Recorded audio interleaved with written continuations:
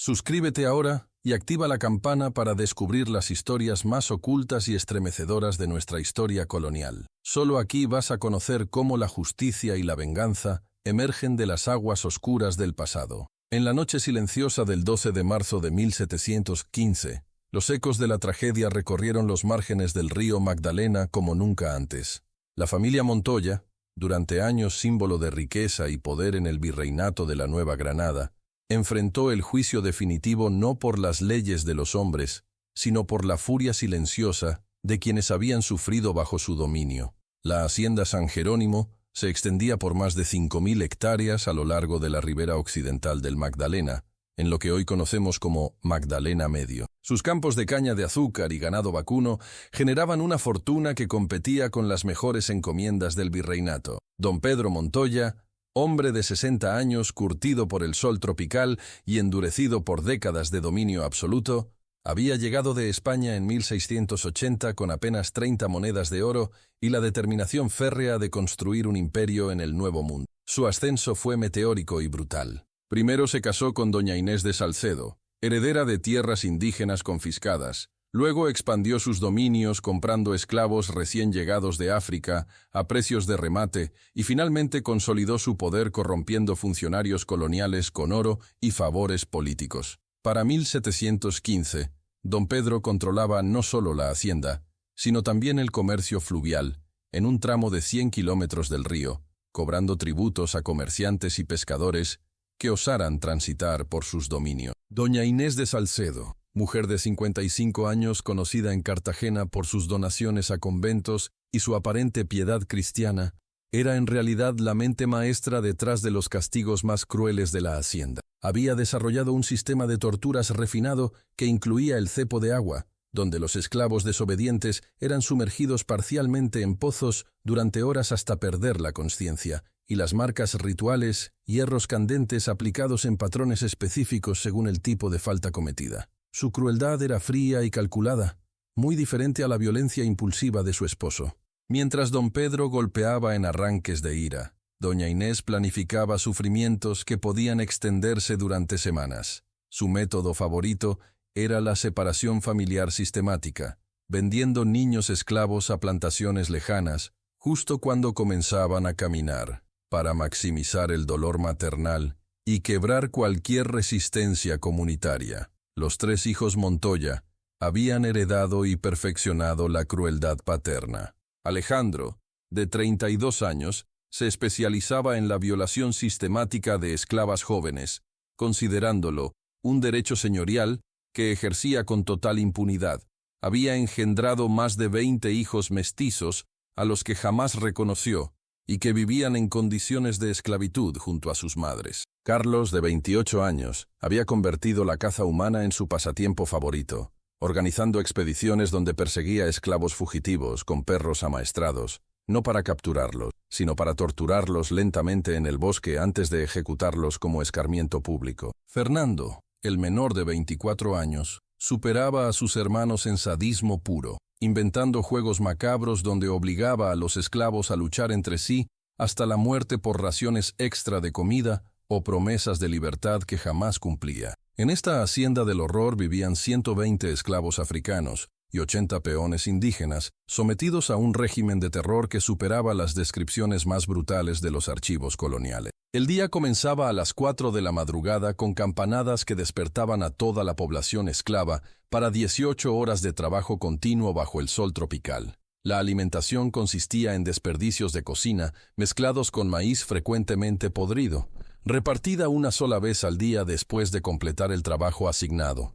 Los castigos por faltas menores incluían latigazos públicos administrados con un látigo de cuero de hipopótamo, mutilaciones de dedos aplicadas con tenazas al rojo vivo, y la terrible marca del río, un hierro en forma de serpiente que se aplicaba en la frente de quienes intentaran escapar. Las enfermedades tropicales se extendían sin control: malaria, disentería y tuberculosis que don Pedro consideraba limpieza natural de su propiedad humana. Los muertos eran arrojados directamente al río como alimento para caimanes, sin ceremonia ni registro alguno. Entre esta población aterrorizada emergió Candelario Mancuso, esclavo de 35 años nacido en Senegambia, y capturado durante una guerra tribal cuando tenía apenas 12 años. Su inteligencia excepcional y su capacidad para aprender rápidamente el español lo habían convertido en capataz de campo, una posición que odiaba profundamente, pero que utilizó estratégicamente para proteger a otros esclavos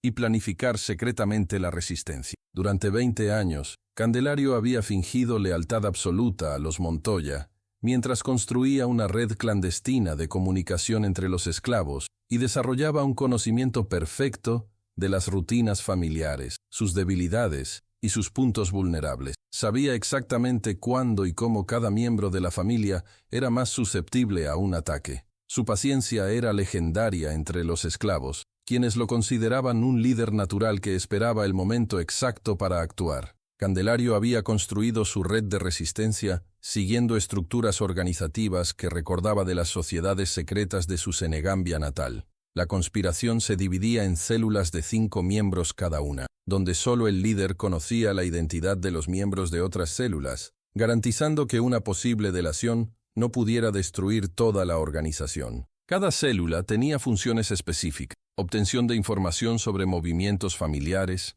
adquisición de armas improvisadas, preparación de medicinas y venenos utilizando conocimientos botánicos africanos, comunicación con esclavos de haciendas vecinas y planificación de rutas de escape hacia quilombos en las montañas. La comunicación se realizaba mediante tambores nocturnos que llevaban mensajes codificados comprensibles solo para los iniciados. La chispa que encendió la venganza final fue la desaparición de Marucha, una niña de 9 años, hija de Esperanza, una esclava angoleña que trabajaba en la cocina principal. La pequeña había nacido en la hacienda y era querida por toda la comunidad esclava por su sonrisa permanente y su capacidad para alegrar los momentos más duros con canciones en lenguas africanas que había aprendido de los mayores. El 8 de marzo de 1715, doña Inés ordenó que trajeran a Marucha a la casa principal para servicios domésticos especiales. Esa fue la última vez que alguien la vio con vida. Durante 3 días, Esperanza buscó desesperadamente a su hija, recorriendo cada rincón de la hacienda, suplicando a los capataces, rogando a los Montoya, y finalmente siendo brutalmente golpeada por don Pedro, cuando osó interrumpir su cena para preguntar por el paradero de la niña. La verdad se reveló el 11 de marzo, cuando Jacinto, un esclavo que trabajaba en los establos, descubrió el pequeño cuerpo de Marucha enterrado cerca del pozo principal de la hacienda. La escena era tan brutal que los hombres que la presenciaron prometieron no describir jamás los detalles. Marucha no solo había sido asesinada, sino que su muerte parecía parte de un ritual maldito. El cuerpo quemado con hierros candentes, las manos atadas y el rostro cubierto con una tela blanca. Pronto corrió el rumor de que doña Inés practicaba brujería europea que requería sacrificios humanos. Esta abominación desbordó definitivamente el dique de paciencia que había mantenido Candelario durante 2 décadas. Esa noche, convocó a los líderes secretos de la resistencia en el claro del bosque donde celebraban ceremonias africanas prohibidas. Bajo la luz de la luna llena se reunieron Tomasa, una curandera mandinga de 40 años que había logrado preservar conocimientos botánicos ancestrales; Bencos, un guerrero angola de 30 años capturado después de liderar una rebelión en su tierra natal; Esperanza, ahora madre enloquecida por el dolor cuya sed de venganza superaba cualquier instinto de supervivencia; y otros 12 conspiradores que representaban a todas las etnias africanas presentes en la hacienda. Durante 6 horas consecutivas, discutieron y planificaron lo que sería la operación de venganza más meticulosa jamás ejecutada por esclavos en territorio americano. Descartaron cualquier forma de rebelión abierta que resultaría en represalias masivas contra toda la población esclava de la región. La alternativa era ejecutar una venganza tan cuidadosamente planificada que el exterminio de los Montoya pudiera atribuirse a causas accidentales, evitando así la respuesta militar que seguía a cualquier levantamiento esclavo identificado como tal. Su estrategia se centró en el río Magdalena y en la rutina más predecible de la familia. Todos los martes por la noche, sin excepción durante los últimos 5 años, los Montoya cruzaban el río en su barcaza privada para visitar una hacienda vecina donde don Pedro mantenía negocios ilícitos con contrabandistas holandeses y piratas franceses. Este viaje semanal representaba el momento de máxima vulnerabilidad. Estaban aislados de las fuerzas de seguridad de la hacienda, confinados en una embarcación pequeña en medio de un río traicionero, acompañados únicamente por 2 remeros esclavos que podrían ser fácilmente convertidos en aliados de la conspiración. Los preparativos comenzaron inmediatamente con precisión militar. Benkos utilizó sus conocimientos de guerra anfibia para diseñar redes especiales capaces de enredar una embarcación y arrastrarla hacia las profundidades, combinando técnicas de pesca africanas con adaptaciones específicas para sabotaje naval. Tomasa preparó un cóctel letal de hierbas amazónicas y africanas que, añadido al vino que los Montoya llevaban habitualmente, produciría desorientación extrema sin causar muerte inmediata, garantizando que las víctimas experimentaran terror absoluto durante los minutos finales. Esperanza asumió el papel más peligroso: infiltrarse en la cocina familiar durante la preparación de los víveres y adulterar la comida y bebida con las sustancias preparadas por Tomasa.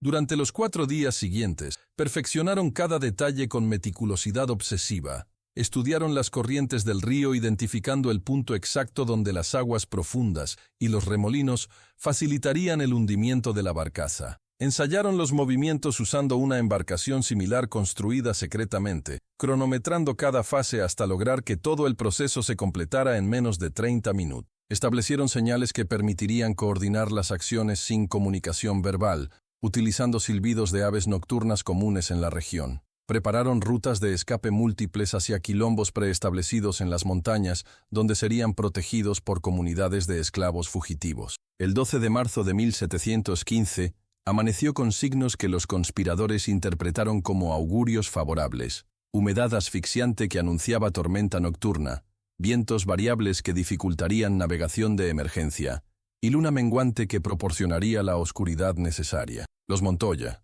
completamente ajenos al peligro, siguieron su rutina con la arrogancia de quienes se creían invulnerables. Don Pedro dedicó la mañana a revisar libros contables, calculando beneficios del último cargamento de esclavos. Sus hijos pasaron el día en sus actividades habituales de crueldad, mientras doña Inés supervisó la preparación de víveres, sin sospechar que cada alimento estaba siendo adulterado por Esperanza.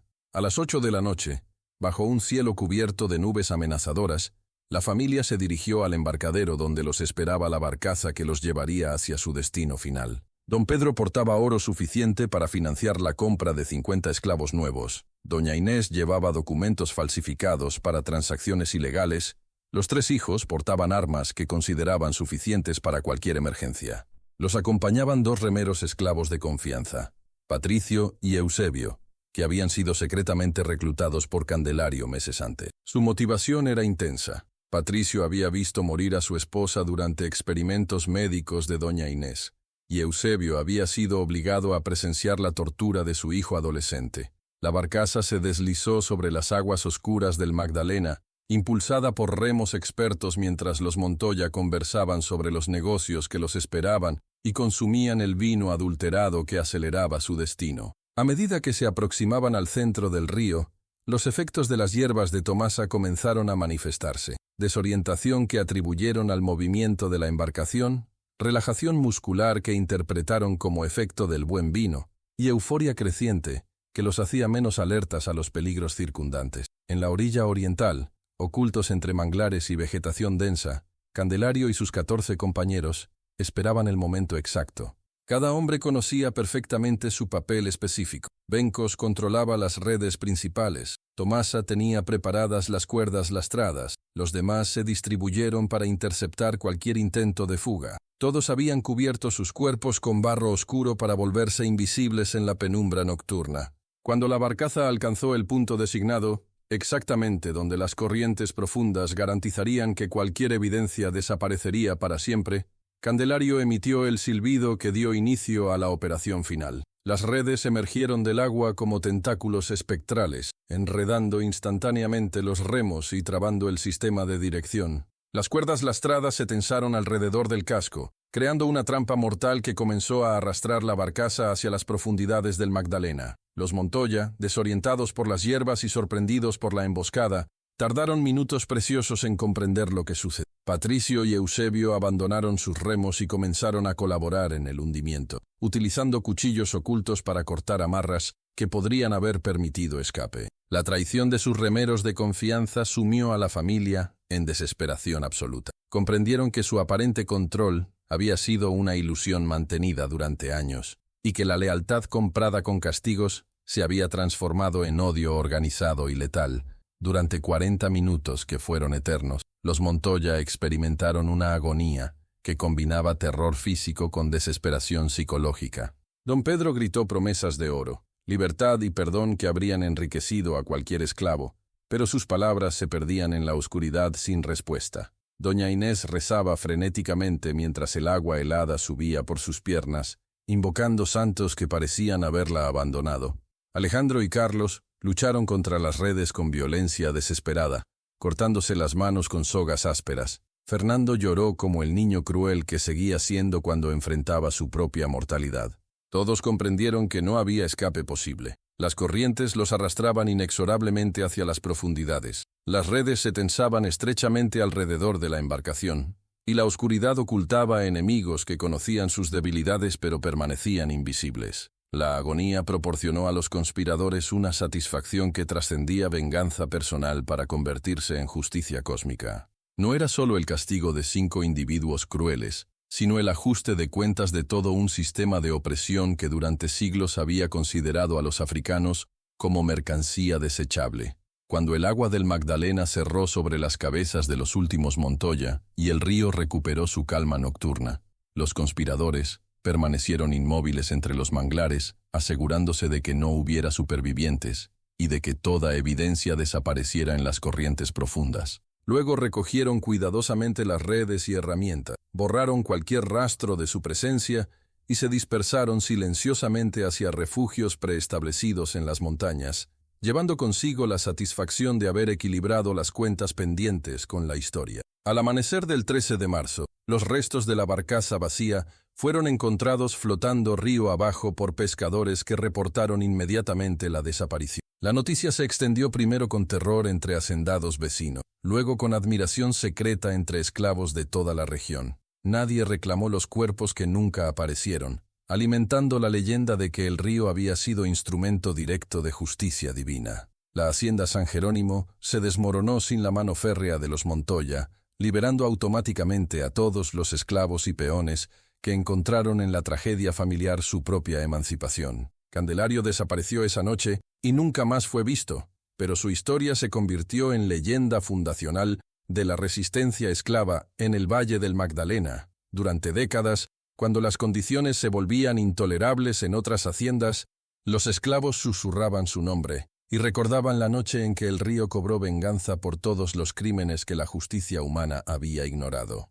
Los métodos desarrollados por Candelario se convirtieron en manual no escrito de resistencia esclava en todo el continente americano, inspirando directamente los grandes levantamientos posteriores desde la Revolución haitiana hasta los quilombos brasileños. La historia de aquella noche desafía los silencios de la historia oficial. No es solo venganza, sino declaración de que ningún sistema de opresión es invulnerable cuando los oprimidos encuentran oportunidad de organizarse con inteligencia y unidad.